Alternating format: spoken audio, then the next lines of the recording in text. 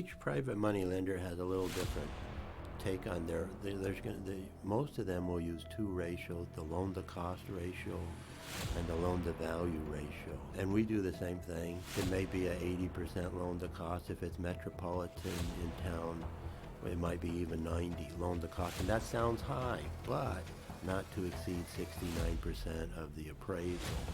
So if you're able to buy the property below market, you get a little benefit from the down payment side.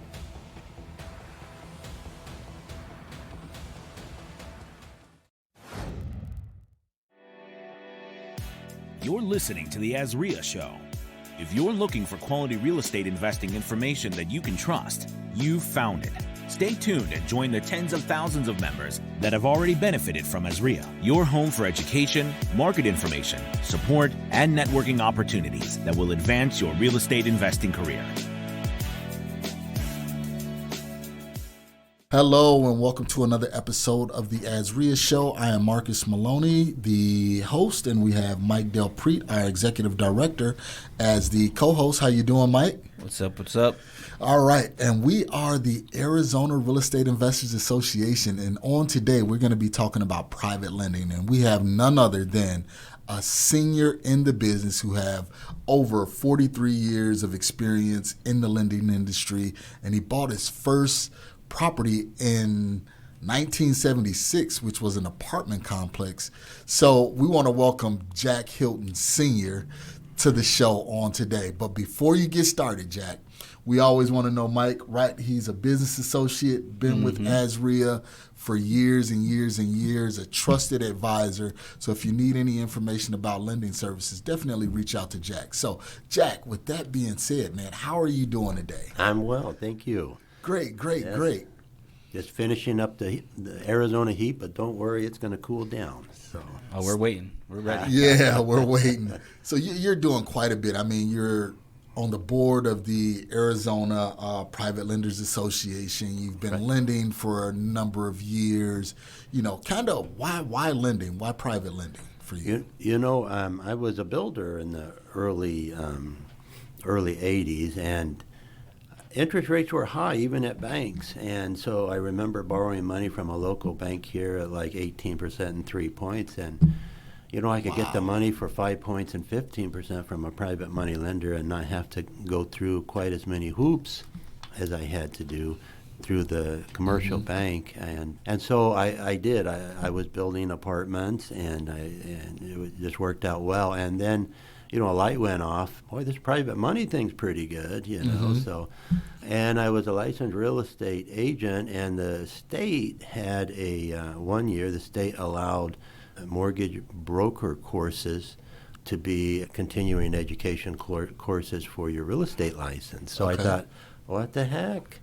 I was building apartments, and I was getting financing for me and my brother and my brother-in-law, and I wasn't getting paid for it, being nice. And so I thought, hey, why not get paid for it? Yeah, exactly. So I got my mortgage broker's license in like 1980, and I've been licensed ever since, either as a mortgage broker or a mortgage banker.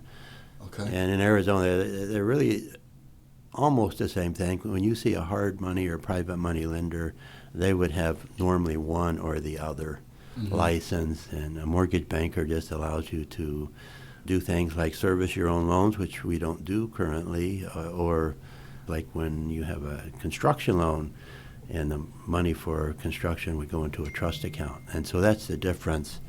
A little harder to get a mortgage banker's license in Arizona, but so I've been doing that lending the whole time since 1980, and it's been a good family business for us. So. Awesome. Wow. Yeah, I mean, we kind of had like a podcast interview before the podcast. So you've done a lot. You've experienced a lot.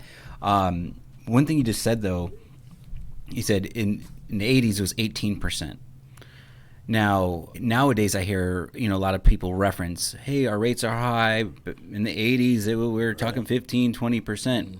So we can do it, this and that. So, but is there a difference, though, because our properties are now $500,000 entry level versus maybe, I don't even know, 30, 40, 50,000? And then, so how do you look at that? Yeah, no, it definitely is an affordability factor that you've got to put into the equation because the price of our real estate is so expensive now, and we have high rates, and that's really pushing. I just heard on the way over here, it takes like $65,000 income to afford a 2-bedroom apartment.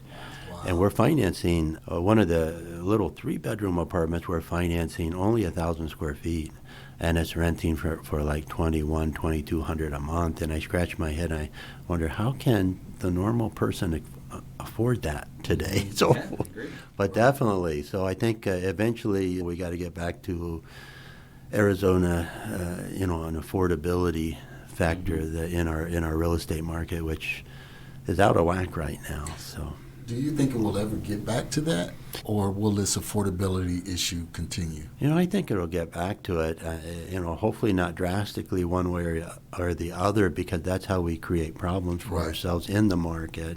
I mean, we don't want to be a San Francisco and be stuck in that non-affordability mode forever. Right. It's like they may actually see that change with everybody wanting to leave San Francisco, but you're certainly very expensive there, and Denver's gone through a very expensive real estate there. So Arizona's always had affordable housing. I certainly hope we can get back there, and we'll talk about some other things like manufactured housing that may help with some of the affordable housing pressure. So okay. So what are you, like we talked about, with the interest rates going up, continuously going up, what are you seeing in your market as far as a private lender? How have you changed with the dynamics of the time now? So yes, it's a good question. And home loans, of course, have gone up from 3%. I have one at 2.9% to 7%. They doubled, right? Private money, like 9.5%. So on a in metropolitan area, fix and flip property, where in Phoenix we're at 10 now. If it's outskirts of town or out of state, out of Arizona, we're at 11%. But it hasn't doubled. And trustee investors always ask me, hey, interest rates are going up. Why aren't we getting, proportionately? And how come we're not getting double? And because it's competition, in the marketplace. So other competitors they have gone up some, and some of that, we talked about one company earlier. It's a huge company here in Arizona, and they have, I think, somewhere almost $300 million in a credit line. Well, their cost of funds have gone up. I have a credit line at a bank, and it's like at 9%, and I'm negotiating them back down to get to just 7%, which is not that low. Right.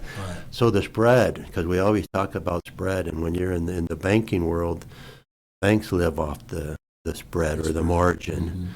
And the same thing with some private money lenders. And then if a company sells their loans to private money lenders like we do, so we fund loans and then sell them to private money investors that want to earn a double-digit interest rate secured by real estate, some of those investors may actually have cost of funds. They may have credit lines that they're utilizing in addition to their own regular capital.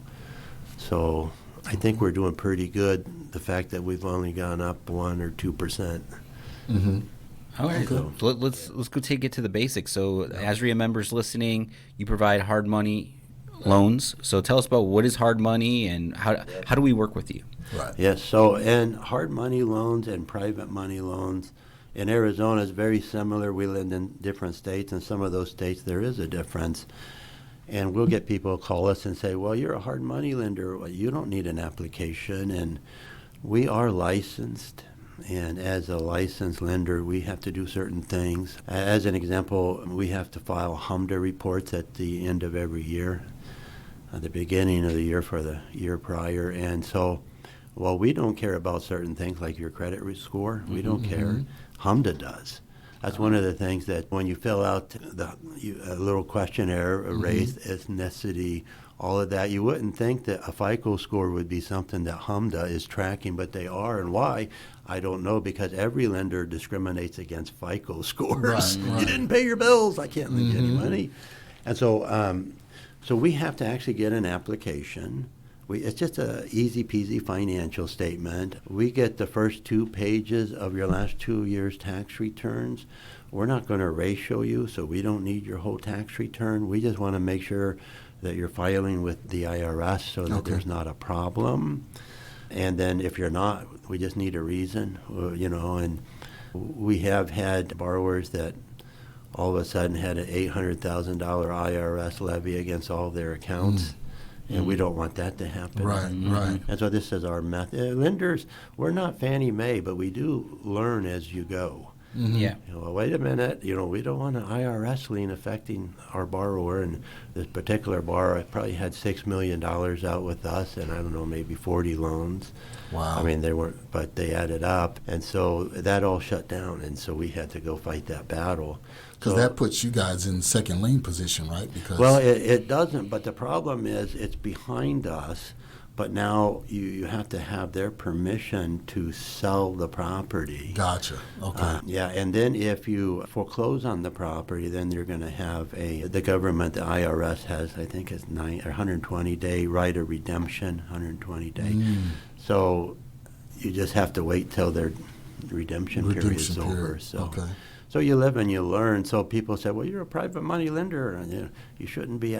And people say, well, do you want my W-2s or my pay? No, we don't want any of that. We don't want your checking account statement or anything. We just want to know you're filing with Uncle Sam. So, like I say, we're not a FICO lender. We have borrowers in the 500s and in the 800s. And they pay the same rate, the same fees. We're not. Okay. So we underwrite differently, and there are other private money lenders that don't get any of that.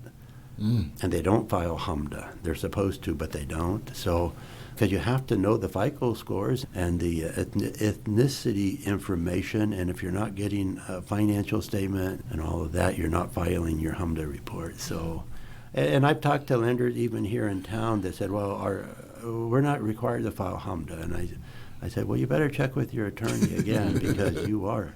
If you're lending on an owner-occupied dwelling, so it could be a single-family home to 10,000 apartment unit complex. It doesn't matter if it's an occupiable dwelling, either currently or proposed, a construction loan. You're going to be filing your HMDA reports if you're doing it right. So as an applicant, I'm coming into Hilton Financial. Let's say I have this asset and I want to borrow to do the rehab or acquire the property. So I'm filling out this application sheet that has all of my demographics, credit score, and everything like that. Then what's next? How do I know if I'm applied? Yeah, and that's easy to do, and that's a good question, because realtors want a proof of funds letter, a pre-qual letter, and we give those out every day. After we get the financial information, we do pull an in-file credit report, no charge. It's not a $50 tri-merge that I can give you a copy of. But we didn't pay $50 for it either. Right. And so then I can give you a pre-qual letter.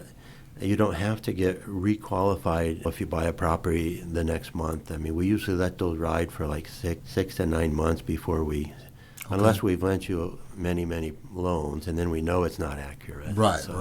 Okay. Yeah. That's So good to know, because we notice, at least for the newer investor that comes around, is they're ready to get in the business, but sometimes they need that proof of funds. So I didn't know you provided a proof of funds. So if they come out, fill out the applications, you'll give them a letter that shows they can make an offer, make their offer look stronger. Right. Got it. That's it. And when we're at the AZREIA meeting, we have a little fishbowl, and we ask them for their business card. We send them our introductory email that has our financial statement.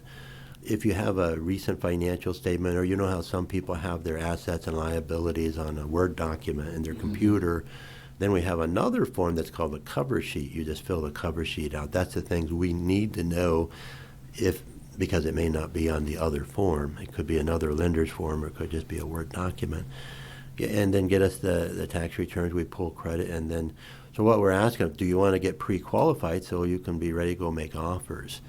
And so we shoot them out that email. They can get pre-qualified any time, and it's good for, like I say, probably 6 months or 9 months. We don't, Now, Jack, is this for owner-occupied housing plus investment properties, or just Right. investment? No, just investment properties. So we focus on investors. The closest that we get to an owner-occupied, if the borrower is going to build a home and occupy it, but they're not occupying it yet, they're just going to build it. Okay. We So will- pre-construction. Yeah, Okay. new construction or a manufactured setup loan, but and they own the lot and they want to get it built, we'll do that. There's an exemption in Dodd-Frank for that. As long as it's a 12-month loan or less, there's an exemption. We still have to do a little more work than we like to do. Our primary reason for not lending to owner-occupied is we don't want to foreclose on anybody and put anybody's kids on the street.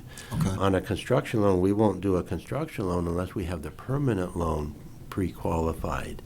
Gotcha. Not just a pre-qual letter, but I mean, they actually did all the qualification process. And so it is qualified. Now, they'll have to get it updated because it's going to take 9 months to 9 build the months. house. Mhm. So they will have to get it. But right now, today, they qualify. Okay. Wow, that's interesting because I know most people, if they go on to have a property built, like they would just use one financing company. So what would be the benefit to go with a private lender for pre-construction and then do the refinance basically to the permanent loan? Right. Yeah, they do have and you're speaking about a one-time close, and those are often, they're awesome loans if you can qualify for it. But I guess that's the key word, if you can qualify for it. Gotcha. So, yeah, and some lenders, like if you go into an FHA or VA loan, you may have a hard time getting that one-time close. Okay. So, yeah. All right. And then manufactured setup loans, that's a whole nother story. We kind of mentioned and discussed prior to going on air, because most lenders won't do that setup loan. That's it's a specialty type financing similar to financing a property that a trustee sell. There's an added risk to doing it, and you just need to know as a lender how to mitigate the risk. Okay. And we've been doing those for a long time. So. Okay. So what are you, Mike, and I'm not trying to take over the podcast. What are you looking for? So if I'm coming in as a borrower, right, and I say, Right. hey, Mr. Hilton, I want to borrow some money for this project. I have this asset that I'm looking at. What are some of the metrics or the marks that you're looking for to make sure that this is a deal that I'm bringing to the table? Is it Right. 50% equity position at acquisition, 70? Kind of what are we looking at? And each private money lender has a little different take on most of them will use two ratios, the loan to cost ratio and the loan to value ratio. And we do the same thing. It may be a 80% loan to cost. If it's metropolitan in town, it might be even 90 loan to cost. And that sounds high, but not to exceed 69% of the appraisal. So if you're able to buy the property below market, you get a little benefit from the down payment side. Some of the things that we do, not all lenders do. There is one lender that is a business associate at AZREIA will, but is cross-collateral. So you have this big equity in this other property, and you don't want to come in with cash to close, so we would take the other equity as additional collateral and do that. Another thing that we do that I don't know of any other lender that does to the extent that we do is we allow second mortgages. Yeah. And so the way that works, and I educate a lot of people to this because, when you're looking for an investor, I mean, we all start out with lots of enthusiasm and no money. Right. So where do you get that money? And there's ways to get that money. Some of the AZREIA members, like John Burley, he has a good system, but it's a different system. And so private money, people use private money in lieu of partners. If they have the down payment, certainly they use that in lieu of partners. That's the other way to do it, is just to get a partner. And they put up the money, you do the work, and pay them an interest return and split the profit. That's one form of financing real estate. But the nice thing about using private money is that maybe we're lending you 20% of the cost. Now you only need to find an investor for 20%, 20%, not right. 100%. Right. And those investors are easier to find. Now there's two things you can do with that investor. You can set up an LLC and bring them in, But if he owns 20% or more of the LLC, we're going to need financial statements from them, and they're going to need to sign personal guarantees as well as the borrower. In a second deed of trust and a promissory note, you can do everything in a promissory note that you can do in an operating agreement. It's just an agreement, a promissory note. It's an agreement for you to pay the money back, but I have one investor that's an AZREIA member I've given over 20 loans to. He's never put a penny in one of his deals, and I always say he has more friends, family, and business associates than anybody I know. But yeah, so, and some of the things I've seen him do is he may have a low interest rate and then a profit participation, or maybe a high interest rate, maybe 18%, no profit participation, just all due when the home sells. I mean, and maybe no payments. You could do anything you want in a second deed of trust. And all we ask is that it's fully disclosed up front that you're going to get your down payment from a investor that's going to go into second position. And we'll usually have them sign a disclosure form. It's the same disclosure form that we have if a seller does a seller subordination, and it's like, hey, go get legal advice form. We're not going to protect you. You know, you're doing one thing, we're doing another, and it's a very nicely worded form, but it's just an educational disclosure form. And so we would probably have them sign that as well. But that's if you're a member and you're trying to get your first few deals off the ground, you're saying if they're under 20% ownership or whatever deal you cut and they're under 20%, go get the money from someone else for your down payment, for your renovation costs. None of that matters to you as long as they just disclose what they're doing. Got it. Correct. So so you could easily get into these deals. You personally don't need the down payment or the renovation costs to get creative. So and the only exception to that, if the seller is going to carry all of the down payment, that's not the same as somebody else coming in with cash, because tricks can be played in a sales contract. I lived through the 80s, 90s, and there was a lot of tricks, and so we want to see somebody's cash besides a seller's subordination. And I say that, and we just made an exception on a manufactured setup loan in Polden, Arizona. Oh, wow. But for an existing client, and I happened to be very comfortable that there was no games going on that transaction. So. Cool. So they got the hard money loan, their down payments. You lend 80%? 80% of cost, not to exceed and so the appraisal value can be either the as-is appraisal value. If we're not financing repairs, it has to be the as-is. If we're financing the repairs, so when we say cost, that could be your purchase price plus your repair budget, and we throw in escrow, lender fees, and even a number of prepaid payments. So we're very generous with the way we calculate costs, because you're able to borrow up to a percentage of that total. And when you see our term sheet is just an Excel spreadsheet that we call our lending Bible, because it has everything in the loan that's going to happen. And when we give you the term sheet initially, it's based on what you're telling us. It's going to have an after repair value of $400,000. And this is what it's going to cost to fix it up. And then when we get it appraised, if it comes in at 4.25, we may lend more. If it comes in at 375, we may have to lend less, because we're going to cap it at that loan value. So it moves. So when you're looking at buying a property, we'll lay, based on your information, lay a term sheet out and give it to you. And I think it's the best thing since sliced bread, because then you can see exactly what the loan's going to be, assuming all the information checks out, the value and the cost breakdown.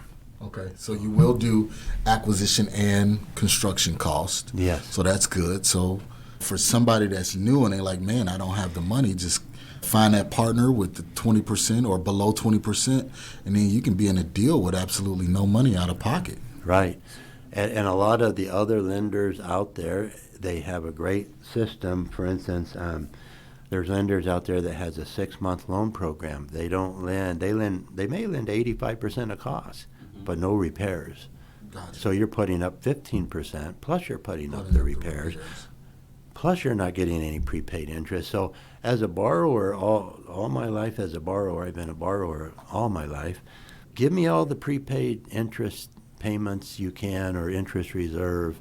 And I have a construction borrower that I've been financing over 25 years. I fight with him about this all the time.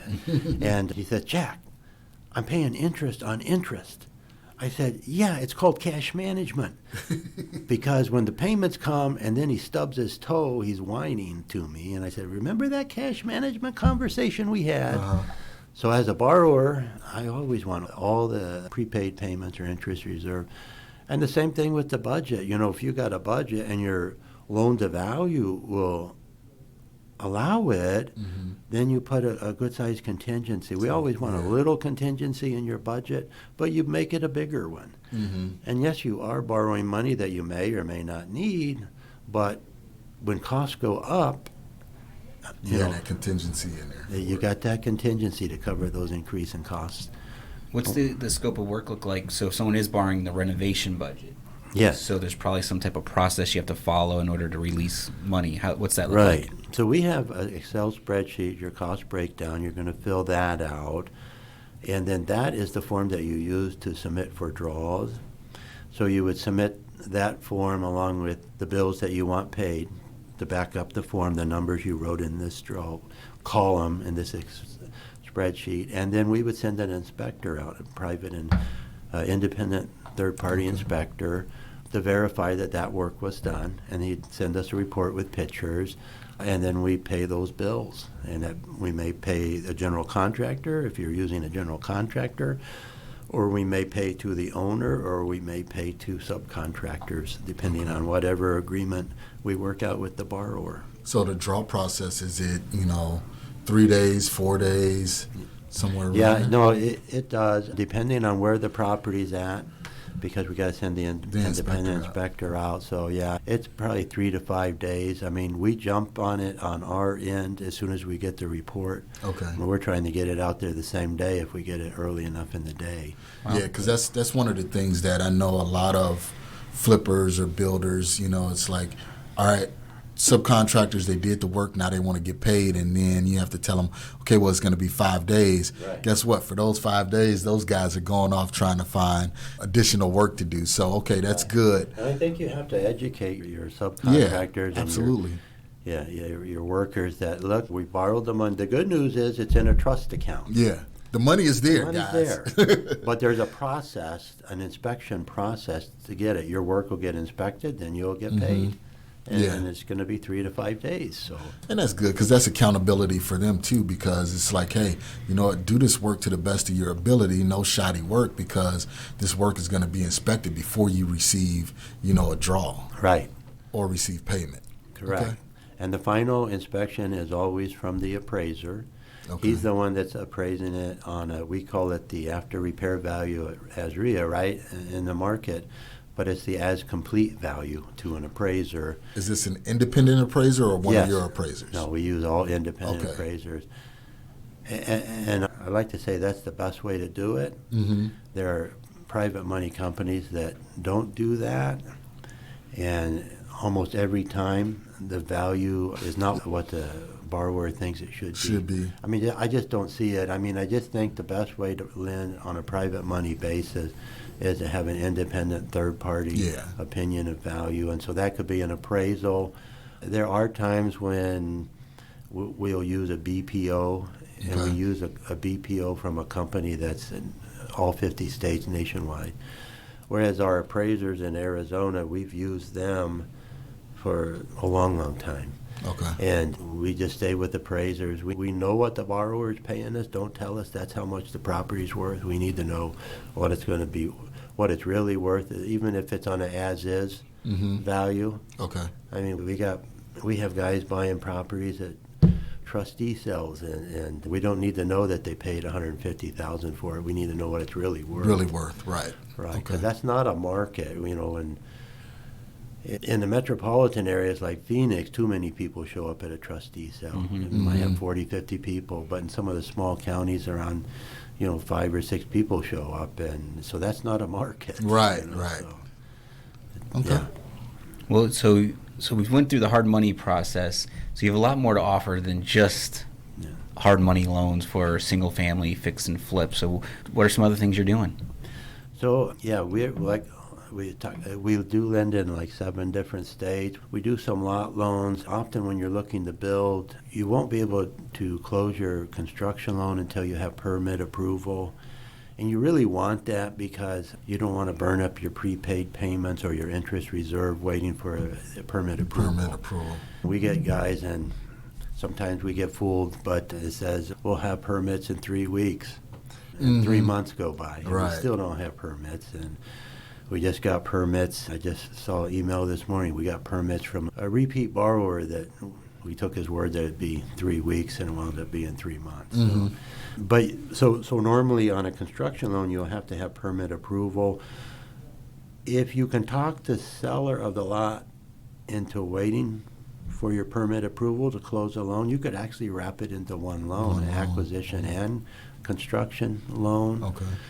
But most cases, that's not the case. The lot seller wants his money right now, especially if you're getting it at a good price. So you either need to pay for the lot or you can do a lot loan. Okay. And it's similar. We go up to 80% of cost, not to exceed 65% of the appraisal value on the lot. So hopefully you're buying it a little below market, but even if you're not, if it's in the area that you want, it's just one element in the package of a construction loan. You're looking at what is my profit at the end, what is my cost, what is my land cost, what's my construction cost, what's it going to sell for in the end, and how much am I going to make. Gotcha. So we talked about affordability, and you're talking about lot loans. So right now, how are you seeing the market when it comes to manufactured homes?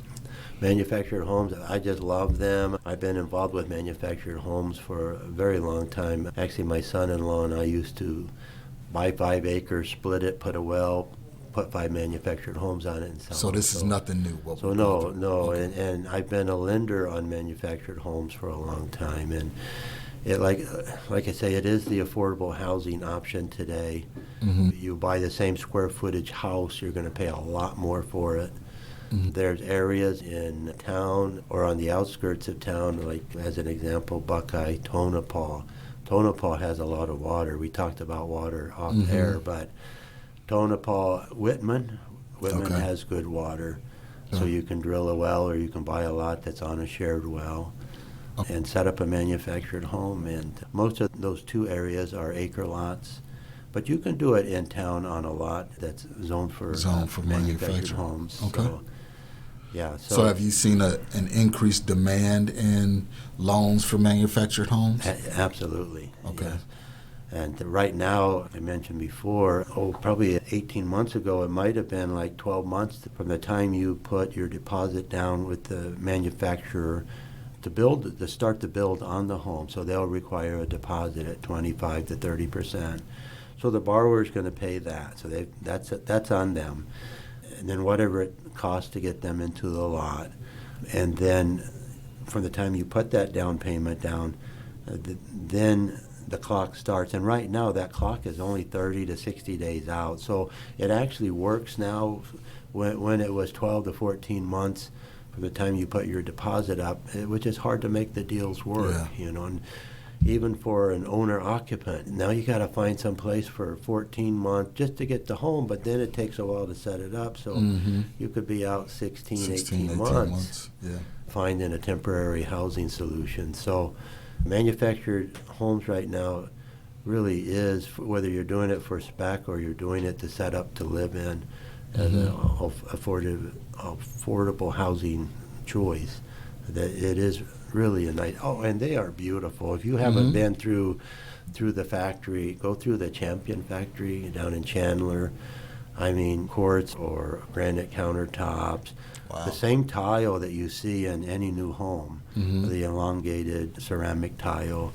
I mean, there's other options, but I mean, that's what it's drywall, rounded corners, everything you see in a new built home, you're going to see in a manufactured home. I'd certainly live in it, so no problem.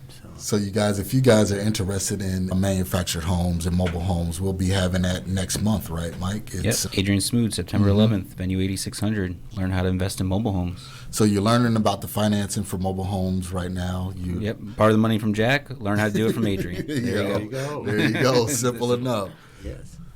Wow, that's amazing. So, so as we start winding down here, Jack, a big headline I just seen in the banking world is the Zillow 1%.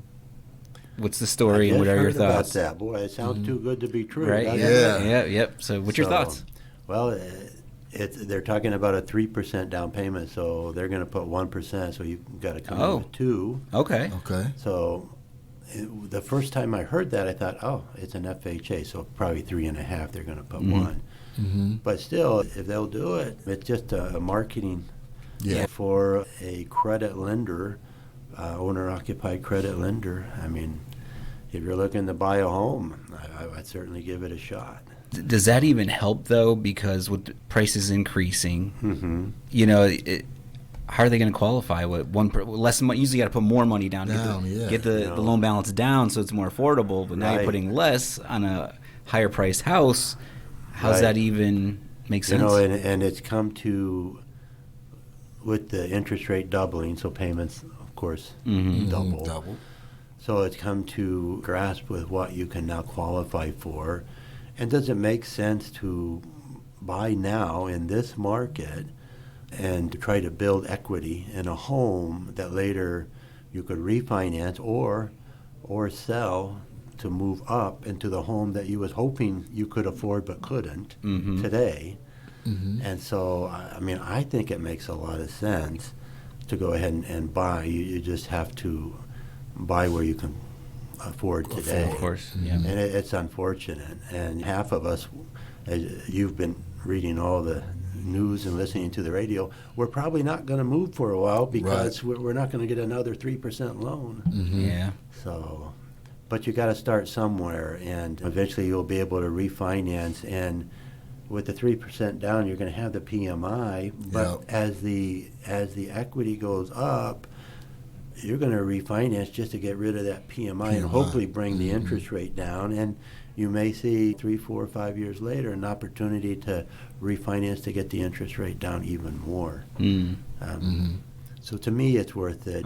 We go through all these markets up and down, and the people that are consistent in acquiring real estate, they seem to be the ones that have all the luck, if you want to call it luck. That's true. Hard work, but I would say time heals real estate, right? Like, so if you're in the game as a landlord, and you're just holding, who cares what the market does? I had another company I owned. I had a card on the back of it with this old crotchety man on a crutch, and it said, "The young man who waited for the price of real estate to come down." Now, we did see it come down in 2008, but that was a banking crisis. That was a credit crisis.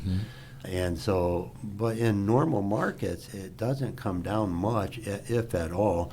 Like in a recession, it may come down a tad, but not much. And then it's going to start marching back up. The Fed's job is to keep the inflation rate at that 2% level. 2% is an optimal level, because that, when it runs away, then you get a situation where affordability is affected. I'm talking about appreciation in housing. When appreciation in housing, not exactly the same thing as the 2% inflation, but it's connected. And so when housing being a part of the inflation factor, but when housing goes up too much, then it's just hard to afford it. And so if the Feds are good at keeping inflation in balance, as long as they want it to go up, we don't want a deflationary period. I mean, that's not good for anybody. So another question popped in my mind here. So I watch a lot of stuff online. There's a lot of news. You got to be careful what you listen to. Some people are saying, like, there's going to be a banking crisis of some sort. The bigger banks are going to gobble up all the smaller banks, and then there's a black swan event coming with the housing. Just what's your thoughts? The banking world's an interesting world. I've been involved in banking most of my adult life, chairman of 2 different banks. I mentioned we just sold Metro Phoenix Bank to Alaris a year ago, July. It's a very interesting business. I love community banks. Just ask yourself, what has Chase Bank done for you lately? And the answer is usually nothing. Nothing. They take your money. They have some good, Tech. programs, but so do the community banks. When I was the chairman of the first community bank, it was before all the high-tech stuff. Take a picture of your check and make a deposit. Right. There was none of that. This was in the 80s. And so at any rate, come a long ways. Banks do acquire banks. If you read the Bank of America story, it's a pretty interesting bank. Bank of America started out as a community bank. Okay. Yep. Yeah, well, just a wonderful story. But banks grow and they acquire other banks. And why would I want to start a bank? People start banks because they want to make money. And usually the system to starting a bank is you come together as a community, all people of all different walks of life. The one bank that I was the chairman of, Rocky Mountain Bank in Chandler, the OBGYNs, farmers, I mean, just a very diverse group of directors. And so you start this bank because our community needs it. But the people that start those banks usually have a plan like 5-10 years down the road. They're going to grow this bank. It's a business. They're going to grow this bank, and then they're going to sell it. They're going to merge this bank, and that's where you grow the bank, and as you grow the bank, your equity increases, your stock value increases, and then you're going to sell it probably for 2 times book. Yeah. And so that's a double, right? So it increases over this period of time. Like we was in Metro Phoenix Bank for 17 years. It was supposed to be a 7-year gig. Then we hit the downturn. So that had to build it back up. Resets the clock. But that's the game. It's a very simple money-making business, and I know many people, that's what they do. That's their game. One investor that we had owned 9.9% of from any given time, 20 to 30 banks. That was his gig. Wow. That's And amazing. he made a lot of money when these banks merge. That's the business. That's how it's done. Okay. Good. I like it.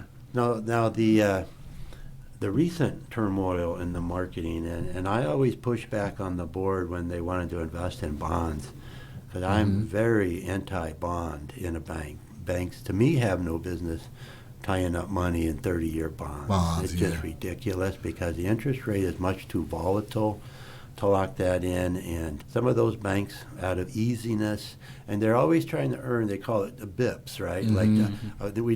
We can get 3 more BIPs if we invest in these bonds, but it's going to come back and bite you down the road. Can you explain BIPs? Yeah, just a percentage of a percent. Yeah. 1 BIP is like 1/10 of a percent. Yeah. So you think you're going to get a little more, but you're stuck. And they book those bonds 2 different ways: hold to market, hold for market, and just as a short-term investment. And the hold for market, they don't have to recalculate on their balance sheet because that stock goes up or down, which is where the San Francisco Silicon Valley Bank got in big trouble. And then the other one just goes up and down. So it is mark to market daily. I mean, every month you're going to either have an increased loss or an increased profit, depending on what the value of that stock does. The problem was, like with Silicon Valley Bank, they had to go into their hold and sell that because of the run on the bank. People wanted their money, so they had to pull money out of that bucket of bonds that the intent was to hold, but now we have to sell it, and what are we selling it at? A loss. A loss. Yep. And so that's what happens. So, and you've got to look at the bank. So yes, many banks have bonds in their portfolio. So could there be a further erosion and crisis in the market? I would say there certainly could be. So just look at your bank. I know Metro Phoenix Bank, we won the award several years, but once we were the top in the nation for banks under $1 billion on, I think it was a S&P. S&P 500, or what do they call them, where they research all the banks and say who's good. So we were the high-performing bank, and part of that was we wasn't being dragged down by a big bond portfolio. So. Jack, kind of wrapping up about your book, Be the Bank. Now, how does the banks actually make their money? Great. Well, banks take your deposits and pay you interest. Sometimes it's very low. Right now you get a little more interest than you had been during the last 10, 15 years. But so that's called their cost of funds. What are they paying out for the money that you give them? And then they have a spread between the cost of funds and their loan portfolio, what the yield is on their loan portfolio. And that difference, that spread, is how they make their money. Okay. And the loan portfolio, when they calculate their yield, it'll be their interest rate and any fees they charge. And so that is truly it. And in your own bank, you're going to do the same thing. You're going to have a cost of funds. It may be zero because it's your own funds, and it's going to be, what am I getting in the way of interest rate on loans that I'm lending? And the book has a focus on the safest way to be the bank is to lend real estate loans, which have a tendency to get repaid because the real estate doesn't just drive off. So walk off. So that's how the banks make money. They can do a lot more than we can do. Because they have more resources, but we have a lot of resources that we can do, and that's explained in the book. And the other thing is, the regulators are there to protect everybody, but sometimes the banks would like to do things that they can't do. As an example, we foreclosed on a medical office building and a retail strip center early in the downturn, 2008, 2009. We were throwing off about a 5%, 5.5% return on investment. And we would have loved to have kept that because now the market was going north, not south. And the regulators pushed us to sell that. And it was a loan where it was syndicated between several banks. There was like 5 banks. And one of the banks up north was in the FDIC, different FDIC area up north, got taken over. And they actually, after we found a buyer, with them pushing us, they actually were the ones holding up the sale. Yeah, so it's just that if you foreclose on something, you can keep it. Right. Life is good. Yeah. So, but the banks can't. They can't keep real estate. They can keep their office buildings, the building that their branches are in. That's what they can keep. Okay. See, so we have choices that banks don't have, but some of the same rules for safety can apply in our own personal bank. Okay. So Will you bring some of those books to the monthly meeting? sure. Ask Jack for a book. Okay. Go up, meet Jack, shake his hand, get to know him, ask him for a book, and Let's do it. do some business. Okay. Awesome. All right. So, guys, another successful podcast. Thank you, Jack, for being in, talking about being a bank and the money. And we talked about manufactured homes, a lot of different things. So, Jack, how can we reach out to you? How can we find you if we want additional information? Yes, the easy way is HiltonLoans.com, Hilton Loans, or HiltonCorp.com. It'll go to the same website. Just reach out to us. We'd be happy to help you and help you with any real estate acquisitions or refinancing that we can help you with. We'd be proud to help. Okay, guys, so there's absolutely no excuse. You talk about you don't have the money. We brought the money guy in right now to provide that for you. So if you need money, reach out to Jack Hilton. He gave you the website address. Just reach out. So, guys, safe to say another successful podcast. Yep. Thank you. Yeah, thanks for being here, Yes, Jack. thank you for being here, Jack, and thank you, listeners, for always tuning in to the AZREIA Show. We really appreciate you. Again, give us a 5-star review. We're on all podcast platforms. We want to know that we're providing information that you really need to help push you along your real estate journey. So with that being said, thank you so much for being loyal listeners. Thank you. Thanks for listening to the AZREIA Show with your hosts, Marcus Maloney and Mike Del Prete. We hope you enjoyed this episode. If you found this information valuable, head over to AZREIA.org and learn more about our community.